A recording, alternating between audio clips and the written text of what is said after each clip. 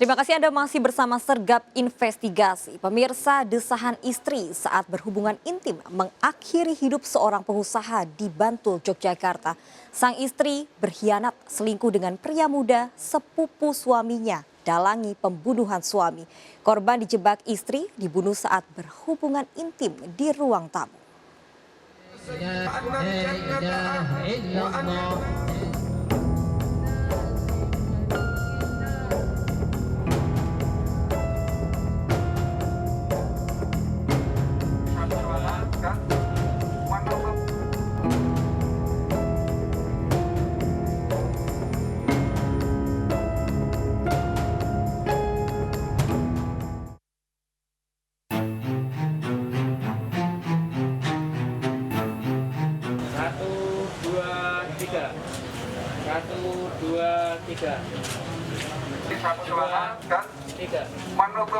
Desahan suara Ririn saat melakukan hubungan intim bersama Budi suaminya menjadi penanda bagi Olis untuk melakukan pembunuhan di rumah sepupunya, Grojogan Banguntapan, Bantul, Yogyakarta. Budi tewas dianiaya Olis yang direncanakan oleh Ririn, istri korban. Olis merupakan pria selingkuhan Ririn, sementara Olis dan Budi memiliki hubungan kekerabatan, merupakan saudara sepupu. Lalu tersangka bersembunyi satu, nggak jadi.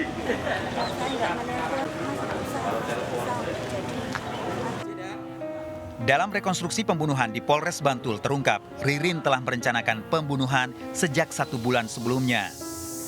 Karena itu enggak langsung itu secara tiba-tiba itu langsung. Spontan. Ya, spontan. Terus apakah itu juga punya rasa marah dendam sama Mas Budianto? Siapa? Jenengan? Enggak. Terus kenapa dia harus dibunuh? Ya, kurang tahu, Pak. Pokoknya suami saya itu kemarin juga baik. Awal April lalu, mayat Budi ditemukan polisi di saluran Kali Surogedang, Jalan Sedayu, Bantul, setelah Olis mengaku sebagai pelaku pembunuhan saat terjaring razia di jalan raya. Polisi menangkap Olis karena menggunakan mobil tanpa plat nomor di Jalan Raya Wates, Kulon Progo, Yogyakarta. Olis sengaja melepas plat nomor usai membuang mayat Budi. Di kantor polisi, Olis sempat mengaku membunuh Budi di dalam mobil karena sakit hati dipecat dari perusahaan milik korban. Budi seorang pengusaha wajan yang dikenal di Yogyakarta, sedangkan Olis datang dari Samarinda, Kalimantan Timur, bekerja di tempat korban. Olis sempat berdalih setelah dipecat sering diancam akan dibunuh oleh Budi. Itu nggak saya rencanakan, cuma saya jalan. Jadi saya jaga-jaga, kan dia membunuh saya. Jadi saya setiap mau jalan kemana-mana saya jaga-jaga, saya selalu membawa kawat. Namun pengakuan Olis ternyata tidak sesuai dengan hasil penyelidikan polisi. Olis mencoba menghilangkan jejak dengan merekayasa tempat pembunuhan yang dilakukan. Dalam proses penyidikan memang kita banyak menemukan kejanggalan-kejanggalan dari pengakuan tersangka yang pertama kali kita amankan itu. Setelah kita kumpulkan saksi-saksi, bukti-bukti di lapangan, ternyata itu memunculkan tersangka baru. Karena dari hasil penyelidikan itu membutuhkan tersangka baru. Dalam hal ini setelah kita dalami, akhirnya kita dapat menetapkan satu lagi tersangka, yaitu istri daripada korban Budianto. Olis akhirnya mengaku merencanakan pembunuhan bersama Ririn, istri Budi. Hubungan cinta terlarang perselingkuhan antara Ririn dan Olis menjadi pemicunya, sehingga Budi melakukan pemecatan. Budi memergoki Ririn, istrinya, berselingkuh dengan Olis. Sebelumnya dulu ditelepon kan, telepon diancam terus kalian dipecat. Nah setelah itu dia ke rumah saya.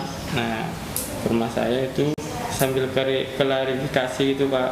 Nah itu kami membuat sepakatan bahwa iya nanti saya pulang ke Samarinda. Dia kasih waktu 6 bulan. Bapak ini merasa pernah mengancam Mas Olis sama jenengan dengan alasan para selingkuh, juga selingkuh gitu ya? Dulu pernah, Pak. Tapi pernah mergoi juga ya? Pernah. Pernah mergoi. Oh, kenapa jenengan selingkuh dengan Mas Nurholis yang sebenarnya bisa kerabat sendiri dan mantan pegawainya Mas Widianto? Kalau itu sih gimana ya Pak, orang dulu Mas Nurholis itu kan baik, suka bantuin itu ngerjain tugas PR anak-anak. Hasil penyelidikan polisi, Ririn memiliki peran utama dalam pembunuhan suaminya. Hasil penyelidikan itu direncanakan mereka berdua sebelum meninggal ini. Jadi direncanakan mereka berdua, tapi lebih cenderung kepada istrinya yang memberi peluang untuk melakukan pembunuhan itu, karena istrinya sudah membuka lebih duluan katakan pembunuhan itu. Karena cintanya pada pria yang lebih muda, Ririn mengaku gelap mata hingga membunuh Budi yang telah menikahi sejak 15 tahun lalu. Mungkin waktu itu saya kan pas membantu itu, pas pikiran saya kan kacau Pak, kacau, kayak kosong, nggak kepikiran suami, nggak kepikiran, nggak tahu mikir apa. Ya pokoknya saya menyesal Pak. Tolong disampaikan ke keluarga, pokoknya saya minta maaf. Saya menyesal, tapi saya nggak ada niatan untuk membunuh suami. Olis juga mengakui mencintai Ririn, bahkan sampai berupaya menutupi peran Ririn agar tidak masuk penjara. Karena saya cuma takut kan istrinya kalau kebawa ke penjara juga, kan ini semua salah saya, ide saya. Yang saya takutin cuma kalau istrinya masuk penjara, saya berpikiran sama anak-anaknya masih kecil-kecil. Itu aja Pak yang takutnya. Makanya saya berbohong, saya mengelak bahwa membunuhnya, saya membuat cerita bahwa membunuhnya saya sendiri Pak. Setelah Olis menyampaikan niatnya untuk membunuh Budi, Ririn kemudian merencanakan secara matang pembunuhan. Bahkan hubungan intim sore hari sebagai jebakan untuk mengakhiri hidup suaminya dengan melibatkan Olis. Mereka akan melakukan hubungan layaknya suami istri. Pada saat itu mereka benar sesuai yang direncanakan dengan kode-kode tertentu. Yang pertama, mereka melakukan hubungan layaknya suami istri di kamar yang depan, kemudian geser ke ruang tamu. Disitulah istrinya memberi kode pada saat hubungan itu dengan kode tertentu, mendesak yang agak keras. Akhirnya Nurholis keluar dari persembunyian di dalam rumah itu, langsung melakukan eksekusi. Kejadian berawal, Olis yang datang dari Samarinda bekerja di perusahaan wajan milik saudara sepupunya, Budi, di Bantul, Yogyakarta. Akhir Januari 2021, Olis dipecat dari pabrik wajan karena kepergok berselingkuh dengan Ririn. Olis tak kunjung pulang ke Kalimantan Timur sehingga membuat Budi marah. Akhir Februari lalu, Olis menceritakan pada Ririn tentang kemarahan Budi. Ririn kemudian justru menantang keberanian Olis untuk membunuh Budi. Ririn kemudian merencanakan pembunuhan yang akan dilakukan berdua. Setelah 1 bulan direncanakan, akhir Maret lalu sekitar pukul 2 siang, sesuai rencana, Olis menyelinap ke rumah Budi. Olis bersembunyi di salah satu ruangan menunggu Budi dan Ririn pulang dari pabrik wajan. Ririn setelah sampai rumah mengajak Budi melakukan hubungan intim. Pertama kali, hubungan intim dilakukan di dalam kamar. Sesuai rencana, Ririn kemudian kembali mengajak Budi berhubungan intim namun pindah ke ruang tamu. Ririn memberi tanda pada Olis untuk segera melakukan pembunuhan dengan mendesah secara keras. Olis kemudian melakukan penganiayaan dibantu oleh Ririn. Mayat korban sempat disimpan di dalam gudang dan sekitar pukul 10 malam Olis berencana membuang menggunakan sepeda motor. Karena badan Budi tidak muat, Olis kemudian membuang menggunakan mobil ke wilayah Sedayu, Bantul. Ririn ikut membantu mengangkat mayat Budi. Minta maaf sama keluarga suami saya. Saya minta maaf yang sebesar-besarnya. Saya nggak ada niatan untuk membunuh suami saya, benar Pak. Tolong disampaikan ya sama keluarga suami saya. Pokoknya saya minta maaf yang sebesar-besarnya. Pokoknya saya minta maaf yang sebesar-besarnya. Saya menyesal. Ketika perselingkuhannya terungkap dan perannya terbongkar, Ririn mengaku menyesal. Ririn harus mempertanggungjawabkan perbuatannya bersama pria selingkuhannya. Keduanya terancam hukuman 20 tahun penjara.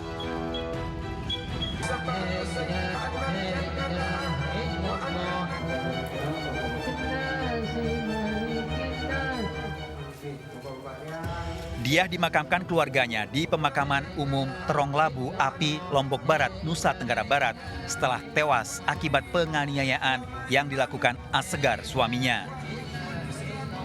Ibu dua anak ini tewas di Rumah Sakit Bayangkara Mataram setelah sebelumnya dibawa oleh Asgar dengan mobil pickup miliknya akibat luka di leher. Asgar menganiaya dengan senjata tajam karena jengkel dengan ulah istrinya yang telah dinikahi selama 10 tahun. Sang istri berulang kali berselingkuh dengan pria lain. Dalam pemeriksaan di kantor polisi, Asgar mengakui menganiaya istrinya saat memergoki dia sedang menelpon dengan seorang pria menggunakan kata-kata mesra. Asgar sempat mengingatkan, namun Diah tak peduli sehingga keduanya terlibat pertengkaran. Padahal Diah dan Asgar baru rujuk setelah sempat bercerai karena Diah berselingkuh. Demi Allah keadaannya saya dari saya. Nah, itu katanya sempat cekcok besar. Ya, cekcok. Cekcoknya gimana? Apa yang? Itulah permasalahan dia karena dia nikah sama orang laki. Iya. Yang ngomel. Itu kan sempat cerai ya, kayak sempat pisah ya. Ya, sempat. Masalahnya kenapa sempat pisah itu? Nah, itu dah setelah dia selingkuh dulu. Oh, dia ketahuan selingkuh. Ya. Kejadian berawal, Diah istri Asgar setelah 10 tahun menikah menjalin hubungan dengan pria lain. Perselingkuhan diketahui Asgar, Diah mengakui sudah mencintai pria lain dan Asgar kemudian menceraikan Diah. Setelah 6 bulan bercerai, Diah mengajak rujuk karena mengingat dua anaknya Asgar menyanggupi meski Diah meminta syarat uang 20 juta rupiah dan perhiasan emas. Keduanya hidup rukun kembali. Asgar mengajak istrinya ikut berjualan buah segar agar bisa selalu bersama. 16 April lalu, Diah kembali berulah menjalin hubungan asmara dengan pria lain, bahkan di depan Asgar melakukan panggilan telepon mesra. Sejak siang hari, Diah merajuk minta cerai kembali. Namun Asgar mengingatkan pada istrinya untuk mengingat dua anaknya. Malam harinya, Diah berniat menemui pria yang mengajak berkencan. Asgar kemudian marah, sehingga senjata tajam yang digunakan untuk mengupas buah digunakan untuk menganiaya istrinya. Usai menganiaya Diah, Asgar mendatangi kantor polisi. Korban ditolak di rumah sakit karena kondisi luka di leher. Korban yang dalam kondisi kritis kemudian dibawa ke Rumah Sakit Bayangkara dan tewas setelah sempat dirawat. Kita fokus kepada alat bukti yang mengacu pada perbuatan pelaku, ya. Jadi kita tidak fokus kepada apakah mungkin dari perspektif keluarga korban atau keluarga pelaku menyampaikan hal-hal yang di luar konstruksi hukum. Jadi kita fokus kepada bagaimana perbuatan pidana itu terjadi. Seperti itu aja. Begitu selingkuh berarti enggak? Tersangka terancam hukuman 15 tahun penjara dengan barang bukti, senjata tajam, serta mobil pickup. Menurut Nadia Utami Larasati, kriminolog Universitas Budi Luhur dalam kasus cinta segitiga, dari beberapa kasus yang menjadi korban biasanya pelaku yang berselingkuh, seperti terjadi di Lombok Barat, kasus pasangan suami istri Asgar dan Diah. Pada kasus lain dalam cinta segitiga, orang ketiga biasanya juga menjadi korban. Namun untuk kasus di Bantul, Yogyakarta, pelaku yang berselingkuh justru melakukan pembunuhan pada suami sahnya. Diduga ada permasalahan lain antara pasangan suami istri meskipun secara materi tercukupi. Tidak gitu ya, karena kalau perempuan saya rasa materi bukan menjadi alasan kenapa dia berselingkuh. Ya mungkin saja selama ini komunikasi atau hubungan antara si pelaku dengan suaminya gitu ya mungkin tidak cukup baik, lalu dia bertemu dengan laki-laki lain misalnya gitu kan, yang mungkin dia merasa lebih bisa menyayangi atau mengayomi dia, itu menjadi alasan, karena kemungkinan besar sih tidak karena faktor materi gitu.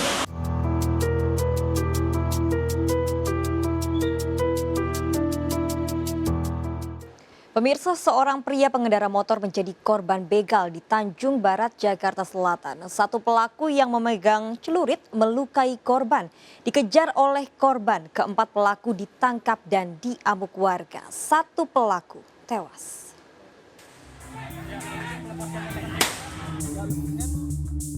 PS1 ini viral begalnya masih rame nih.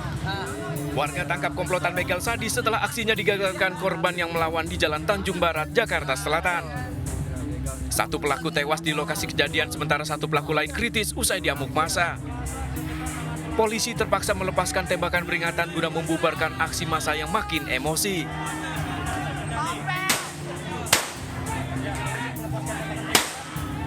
Aksi pembegalan ini terjadi saat korban dalam perjalanan pulang. Di lokasi kejadian, korban sadar dibuntuti 4 orang berboncengan 2 motor. Satu pelaku memegang senjata tajam langsung memepet dan melukai korban. Dalam kondisi terluka, korban melawan hingga menendang motor salah satu pelaku yang akhirnya jatuh tersungkur dan tewas. Sementara 2 pelaku lain ditangkap dan sempat dihakimi massa. Yang saya tahu sih ternyata udah ada yang geletak di situ 1. Terus yang 3 dimasukin diamankan di dalam ruko. Jadi total pelakunya ada berapa? Ada 4 orang. Korbannya? Korban 1. Korban yang mengalami luka dilarikan warga ke rumah sakit. Pelaku tewas dan kritis dibawa petugas ke rumah sakit Fatmawati. Dari Jakarta, Rani Sanjaya melaporkan. Gunakan alat rapid test bekas. 4 petugas kesehatan di Bandara Kuala Namu, Medan, Sumatera Utara ditangkap polisi.